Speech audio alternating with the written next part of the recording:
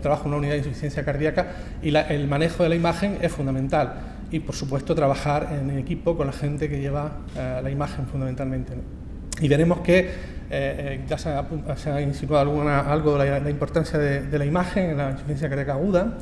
El uso de la imagen es fundamental en varios aspectos, fundamentalmente el diagnóstico de la insuficiencia cardíaca, también en la etiología, eso es importante también mejorar, yo creo que es lo que ha mejorado mucho las técnicas de imagen, el apoyo, y fundamentalmente el tercer aspecto que voy a abordar es la importancia en el pronóstico y la estratificación del riesgo. Vamos a empezar por el diagnóstico. Y ya hemos comentado que en el diagnóstico, como siempre, en la insuficiencia cardíaca, el diagnóstico es clínico, porque hay un diagnóstico sindrómico, en el que es importante la historia clínica, las técnicas de la radiología convencional, el electrocardiograma, y ya comentó el doctor Pascual antes la importancia de los péptidos natriuréticos que se han situado tiene un papel central en lo que es el diagnóstico de la insuficiencia cardíaca y también, sobre todo, el diagnóstico diferencial de la disnea, ¿no?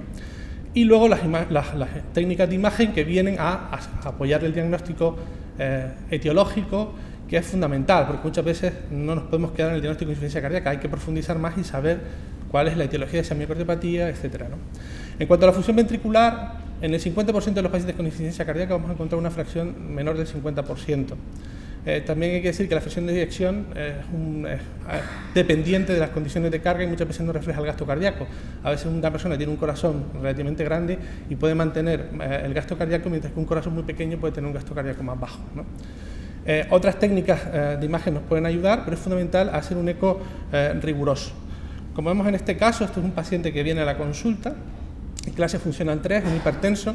Este es un paciente que viene de una de las vergüenzas de la humanidad, que son los campamentos de Tinduf, y apareció por la consulta con esta radiografía de tórax en fallo cardíaco y un electrocardiograma con sobrecarga sistólica y taquicardia sinusal. La ecocardiografía ya te da el diagnóstico, tiene claramente difusión ventricular severa y insuficiencia mitral. Ya estos datos son fundamentales. Ya vemos que la eco también nos va a permitir saber la presión pulmonar, que está elevada, tiene 67 de gradiente VD-AD, que tiene un patrón Doppler restrictivo, con lo cual sabemos también que tiene una disfunción diastólica importante. Además, vamos a poder calcular el gasto cardíaco del paciente y tener una visión global del paciente que se nos presenta agudamente. De hecho, en lo que es la evaluación inicial de la función y la estructura cardíaca, podemos usar en reposo varias técnicas, fundamentalmente las que se postulan para prácticamente en la mayoría de las patologías serían la eco y la resonancia magnética cardíaca. De hecho, hay algunos que se han planteado que cuál debería ser la técnica de imagen en insuficiencia cardíaca, si la resonancia o la ecocardiografía. Claramente son técnicas que tienen bastantes diferencias. El eco es muy ubicuo, lo podemos usar en cualquier lado, la resonancia no, tiene un coste muchísimo más bajo que una resonancia, y la resonancia a veces tiene algunos inconvenientes, como aclaramientos muy bajos que nos impide usar el gadolinio, los marcapasos, la claustrofobia, etcétera, las arritmias, luego veremos esto. Sí que es verdad que nos permite la caracterización tisular para las miocardiopatías y también apreciar si hay viabilidad o no. Y yo creo que probablemente la eco es para todos y la resonancia magnética es para muchos. Yo con esto creo que resumiría el tema. Pero para hacer hincapié en la importancia de la estimación de la función ventricular, pondría como ejemplo los pacientes oncológicos. Esta es una guía de la American Society of Cardiography de finales del año pasado para el seguimiento de los pacientes oncológicos mediante ecocardiografía. Y es muy importante que esta eco se haga de forma minuciosa, en el que la fracción de eyección se calcule por Simpson, no vale el take-off, en el que si es posible usemos el eco 3D y en el que si es posible también usar otras técnicas alternativas como el strain y demás. Pero fundamentalmente es hacer una buena estimación de la fracción de eyección. ¿Por qué? Por lo siguiente, porque en la guía lo que nos dice es que si tenemos un paciente que en el seguimiento la fracción de eyección disminuye más de un 10% con respecto al basal o baja del 50%, hay que interrumpir el tratamiento. Estamos hablando de una decisión importante de retirar un tratamiento quimioterápico a una persona con cáncer. Y aquí hay un aspecto importante, la variabilidad interobservador que podemos tener en el eco está rondando el 10%, está en el 9% aproximadamente. La menor variabilidad la tiene la resonancia magnética, que está alrededor de un 6%, y lo más parecido a la resonancia magnética sería el eco 3D, con lo cual a lo mejor tenemos que plantearnos el 3D en estos pacientes, que probablemente sea de los más rentables. Y en casos de duda, en los que tengamos pacientes en los que ha bajado la fracción de eyección, antes de, por supuesto, siempre retirar un tratamiento, sería interesante poder recurrir a la resonancia magnética para afinar datos como este. Este, por ejemplo, es una paciente que llegó a la consulta de insuficiencia cardíaca, vino dirigida desde urgencia, una paciente con un cáncer de mama, que se había operado y se operó por segunda vez de la otra mama, y se le dio 5-fluoracilo, epirubicina y ciclofosfamida. La verdad que es una combinación bastante tóxica. El primer eco que vemos, la señora se nos presenta con una hipotensión 75-40 y con disfunción sistólica severa, una insuficiencia mitral importante. ¿Y qué hicimos? Pues lo importante es introducir tratamiento precozmente en estos pacientes. Pues no podíamos poner beta-bloqueante, tuvimos que empezar con ivabradina, con yecas a dosis baja, y poquito a poco hemos llegado a la eco que ven al final, el que parece que la IM ha disminuido significativamente, la presión arterial ha mejorado y la clase funcional. Esto es importante porque en los pacientes con problemas oncológicos, cuanto antes hagamos el diagnóstico mejor, porque pasados 6 meses, si el paciente llega a la consulta del cardiólogo a los 6 meses, aunque metamos en tratamiento, la respuesta va a ser muchísimo más baja, la tasa de respondedores disminuye significativamente. En lo que respecta a la etiología, después de haber hecho esta valoración de la función ventricular y demás, la gran duda que se nos plantea es la siguiente. Si vemos en esta tabla las diferentes técnicas de imagen y para qué nos sirven, vemos que para el diagnóstico etiológico de enfermedad coronaria prácticamente todas valen. El eco, la resonancia, el SPECT, el TAC. Para la enfermedad valvular, el rey va a ser el ecocardiograma, y como ven, para las enfermedades miocárdicas, para las miocardiopatías, la reina es la resonancia. Sin embargo, nos queda la duda con qué hacemos para hacer un descarte, un rule-out de enfermedad coronaria. Bueno, hay un estudio reciente que se ha presentado en la American College of Cardiology, que es el PROMISE, y es un estudio en el que se randomizaron 10.000 pacientes a hacerse una estrategia anatómica versus una estrategia funcional, es decir, hacer una evaluación coronaria mediante un TAC frente a una evaluación funcional con un test de isquemia. Pues bien, se asignaron 5.000 pacientes a la realización de un CT y otros 5.000 pacientes a la realización de un test funcional. Aquí es un poco heterogéneo porque un 67% se hizo una prueba nuclear, un 23% se hizo un ecoestrés y un 10% se hizo una prueba de esfuerzo convencional con electrocardiograma. El seguimiento fue de 12 meses y el resultado fue el siguiente, que no hubo diferencias significativas en cuanto al endpoint primario de muerte, infarto, angina inestable, complicaciones mayores, independientemente de si empezábamos a hacer el diagnóstico con un test anatómico o con un test funcional. De hecho, por subgrupos tampoco hubo diferencias si empezábamos a hacer el descarte de enfermedad coronaria mediante un TAC o mediante una prueba de esfuerzo o otro test de isquemia. En conclusión, en el PROMISE, la incidencia de eventos fue baja, fueron pacientes también con una probabilidad intermedia de enfermedad coronaria, no hubo diferencias significativas entre uno y otro, hubo un poco más de radiación en los pacientes que se hicieron el TAC, obviamente porque los otros pasaron por técnicas que no tenían radiación, y el TAC sí que se asoció a una probabilidad menor de que te hagan un cateterismo y que luego no tengas nada, es decir, a una probabilidad menor de falsos positivos, si empezamos con una estrategia de TAC. Y, en definitiva, la conclusión sería que el TAC es una alternativa viable a la prueba funcional dentro del diagnóstico diferencial. Aparte, por otro lado, siguiendo con la cardiopatía isquémica, la resonancia magnética también nos puede ayudar a determinar, cuando ya tenemos claro que el origen es isquémico, pues la viabilidad. En este caso vemos una paciente diabética con enfermedad multivaso y con una disfunción importante, y bueno, queríamos tener alguna prueba que nos apoyara la indicación quirúrgica, ¿no? Si había viabilidad o si había miocardio vivo, que, bueno, que hiciéramos que la paciente asumiera el riesgo con ciertos fundamentos, ¿no? Lo que vemos es que hay una cicatriz extensa que recorre toda la cara anterior, que en algunos casos no es transmural, sino llega prácticamente al 50%, y bueno, finalmente, en vista de esto que había segmentos de miocardio, que la cicatriz no era completamente transmural, decidimos operar. A la paciente se operó, fue bien, lo único que en el postoperatorio, varios días postoperatorios hizo un ictus porque hizo un trombo apical y ahora está anticoagulada. La fracción de eyección no ha mejorado significativamente. Aparte de la cardiopatía isquémica, como hemos visto, la resonancia magnética, sobre todo la introducción del realce tardío con gadolinio, nos permite hacer el diagnóstico diferencial de muchas otras cardiopatías no isquémicas en función de la distribución de este realce. Si este realce fundamentalmente subepicárdico, sí que puede ser de origen isquémico o si es transmural, pero si es no isquémico, vemos que cuando hay una distribución fundamentalmente subepicárdica va a favor más de miocarditis, cuando es intraepicárdica puede ser, en la unión del ventrículo derecho y el ventrículo izquierdo, como veremos luego, y miocardiopatía hipertrófica, cuando hay una distribución difusa homogénea también puede apoyarnos el diagnóstico de amiloidosis, como veremos en algunos ejemplos prácticos. Aquí vemos algunos de ellos, pero podemos ver este caso, por ejemplo, de un varón de 78 años que se diagnostica insuficiencia cardíaca a raíz de presentar disnea y ruidos en el pecho, se le hace una radiografía y le hacen un ecocardio y ven que tiene una hipertrofia desproporcionada y para un paciente que para la hipertensión que tenía y el electrocardiograma. De tal forma que sospechamos amiloidosis, le hicimos la resonancia y lo que ven es una distribución difusa del realce tardío en la resonancia, y además yo suelo completar el estudio con una gammagrafía con pirofosfato para ver si hay acumulación miocárdica. Aquí ven a la derecha cómo el corazón prácticamente capta lo mismo que el hueso. Hay un poquito más de captación en la articulación acromioclavicular, pero eso es probablemente porque tenga una artropatía ahí. Otro caso en el que nos puede ser interesante el realce tardío es este caso. Es una chica de 24 años con un linfoma de Hodgkin que se trató con quimio y radio y que presentó un cuadro febril, la ingresó en el hospital, cuadro febril en los días previos, se sospechaba que podía ser una miocarditis o pudiera ser un daño inducido por la quimioterapia, ¿no? Esta es la ecografía de la paciente, una difusión ventricular, derrame pericárdico, tenía derrame pleural e insuficiencia mitral.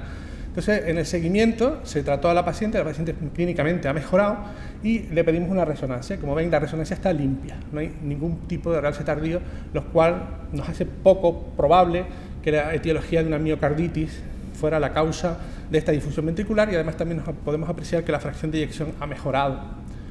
Otro paciente puede ser de 81 años, hipertenso, se le diagnosticó de una miocardiopatía hipertrófica asimétrica. Sin embargo, en el estudio, cuando hicimos la resonancia, vimos que tiene una gran difusión, o sea, una gran realce tardío difuso en todo el miocardio, y fíjense a la izquierda el tabique interauricular, lo gordo que es. Esto también es un signo indirecto de la amiloidosis, ¿no? Cuando hay un engrosamiento tan grande del septo interauricular.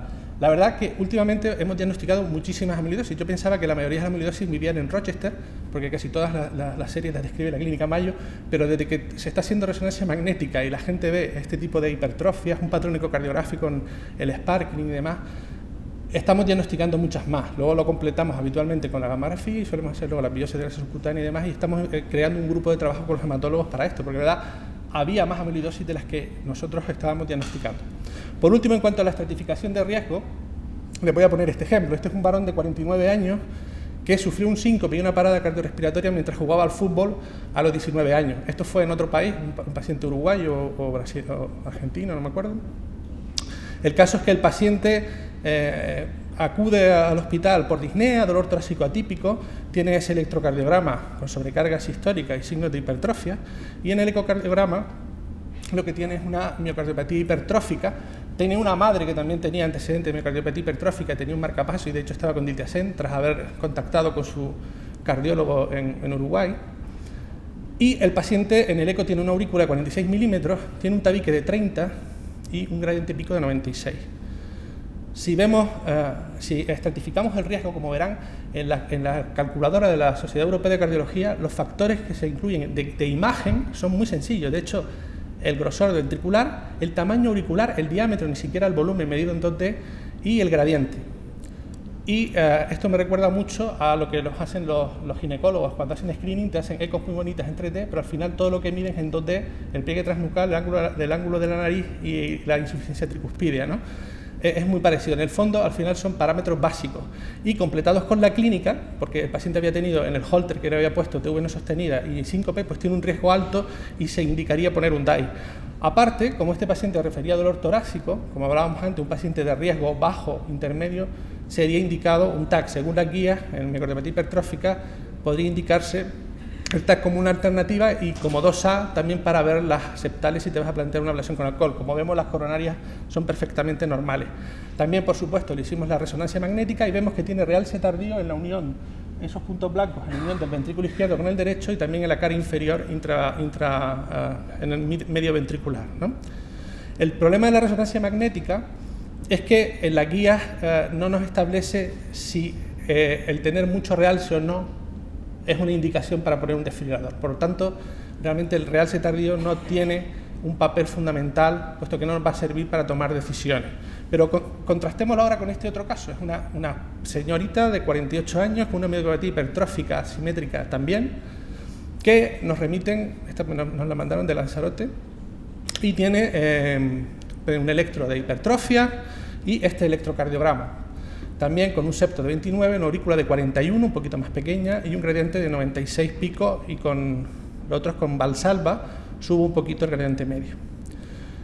También le hicimos la resonancia, tiene un poquito menos de realce, pero también tiene realce en la unión de los ventrículos, y un tabique medido por resonancia de 31. Cuando nos vamos al score de esta paciente, la paciente tiene un riesgo bajo, es decir, no estaría indicado por un desfibrilador. Como ven, las medidas vuelven a ser básicas y lo que fundamentalmente decide una cosa u otra es la clínica. Esta paciente, para McInry, tiene una mutación isoleucina 263-treonina de la cadena pesada de la beta-adenosina idéntica al otro paciente. Ven como dos pacientes con la misma mutación genética tienen una estratificación de riesgo totalmente diferente usando las técnicas de imagen muy simples, ¿no? Otra de las técnicas que General Electric lleva muchos años en todos los congresos intentando vendernos es el estudio de la actividad simpática en los pacientes con insuficiencia cardíaca mediante el SPECT con metayodobensilguanilina. Es una técnica muy sencilla, consiste en meter al paciente metayodobensilguanilina y medir mediante una región de interés en el mediastino y otra en el miocardio la captación del isótopo. Cuando hay poca captación significa que el paciente está peor. Esto se debe a que en la insuficiencia cardíaca, debido a la fibrosis, la muerte celular y la disminución de la recaptación de noradrenalina por las terminaciones nerviosas, se va disminuyendo la captación de este radiotrasador. Hay muchos estudios en los que se han establecido puntos de corte de 1,75 para el ratio entre mediastino y corazón, que determinan un riesgo mayor de muerte, descarga inapropiada de desfibrilador, eventos cardiovasculares, independientemente de la fracción de eyección, incluso en pacientes con difusión ligera. Es un parámetro independientemente de todos, incluso del electro de señal promediada, de toda la estratificación de riesgo. De hecho, hace 5 años se publicó este estudio que esperábamos con mucha ansiedad, que era el estudio ADMIRE HF, que se supone que esto está hecho con el AdrenoView de General Electric. Se pensaba que esto iba a servir ya para hacer que esto fuera una indicación. Ven que el resultado, usando un punto de corte de 1,6 del corazón mediastino, discrimina pacientes con mucho más riesgo de mortalidad, insuficiencia cardíaca, etc. Sin embargo, en las guías sigue sin aparecer y actualmente esta prueba no es una indicación para implantar un desfibrilador. Por último, les quería hablar del uso de la eco en insuficiencia cardíaca en la resincronización cardíaca. En el estudio PROSPECT, que es el último que se ha publicado y que ha tenido mucha difusión y que prácticamente ha hecho que la gente no confíe en el eco para la resincronización cardíaca, se evaluaron 12 parámetros diferentes para estimar la respuesta a la resincronización cardíaca. De esos 12 parámetros prácticamente ninguno salió predictor. Sin embargo, si se fijan, hay uno que es el tiempo proyectivo aórtico, en el que sí que es significativamente, el resultado es significativamente positivo para aquellos pacientes que tienen un tiempo proyectivo aórtico prolongado. Con lo cual, ese marcador sí es importante y el Pizzalis también lo es. Sin embargo, el estudio PROSPECT tiene varias críticas que le podemos hacer. Una de ellas es que la gente que hizo este estudio no tenía experiencia en medir estos parámetros. Los 3 laboratorios, los Core Labs que participaron, tenían mucha variabilidad entre ellos, que no se usaron puntos de corte probabilísticos, sino puntos de corte fijos, es decir, en base a estudios previos se calculaban. Y si se dan cuenta, en el estudio que era HF, el punto de corte que se usó fue para cualquier paciente con un QRS mayor de 150 milisegundos, se le implantaba DAI, y si tú tenías un QRS entre 120 y 150, si tenías un tiempo proyectivo aórtico prolongado, ese paciente iba a ser bueno, y si tenías un retraso mecánico medido por retraso interventricular mayor de 40 o entre la pared y el septo, entre el septo y la pared posterior mayor de 130, iba a ser un buen respondedor. De hecho, este estudio fue el que dio los mejores resultados en resincronización cardíaca, como vemos en esta gráfica. Y por último, el seguimiento de los pacientes con resincronización cardíaca es bastante complejo. Lleva tiempo, en muchos sitios se han adoptado diferentes estrategias como optimizar con ecocardiograma antes del alta, optimizar con eco antes del alta de forma periódica, o una programación por defecto y optimizar con el cardiograma solo en caso de no respuesta. Lo que nosotros hacemos en nuestro centro ahora mismo es hacer un eco al alta y dejar al paciente con la programación basal, y en caso de que el paciente reingrese por falta de respuesta o lo que sea, entonces sí optamos por una reprogramación con ecocardiografía, apoyada por la ecocardiografía. Pero por lo general no lo usamos de forma sistemática, de forma periódica, esas reprogramaciones con el eco. También porque esto tiene sus limitaciones. Cuando tú reprogramas el dispositivo en un paciente con resincro, lo haces a un paciente acostado, en unas condiciones de reposo. Cuando el paciente camina, aumenta su frecuencia cardíaca, se modifican los intervalos AV y demás, probablemente pueda no tener el mismo resultado. En definitiva, las conclusiones para terminar es que los estudios de imagen son fundamentales para el manejo de la insuficiencia cardíaca, que en la mayoría de los casos será necesario usar múltiples métodos para llegar a un diagnóstico etiológico preciso, y por eso van a haber cada vez más estudios multimodalidad. También se van a poner de moda estudios combinados, es decir, PEC-TAC, etcétera, que combinen la información, y que la estratificación de riesgo mediante resonancia magnética con el RAC tardío necesita más datos para que esté preparada para la práctica clínica, así como la estratificación mediante la valoración del sistema nervioso simpático. Y en principio esto era lo que os quería contar. Muchas gracias.